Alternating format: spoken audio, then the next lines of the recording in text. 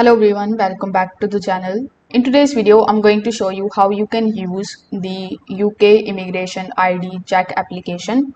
So first of all, you need to begin your visa application or UKVI account process on the official government website, which is gov.uk.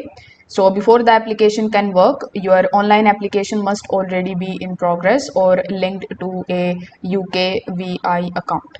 Afterwards, you just have to simply download the UK immigration ID check application from the Google Play Store or App Store. It is going to look something like this.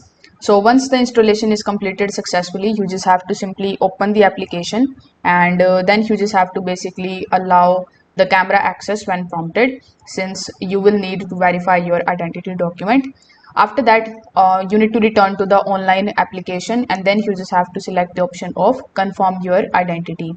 So this way you will either see a QR code or you will be given a connection code. So you need to simply use one of these methods in order to connect the application to the application. So once it is connected, you just have to choose your document type and follow the on-screen instructions in order to basically scan the biometric residence permit or other eligible identity document.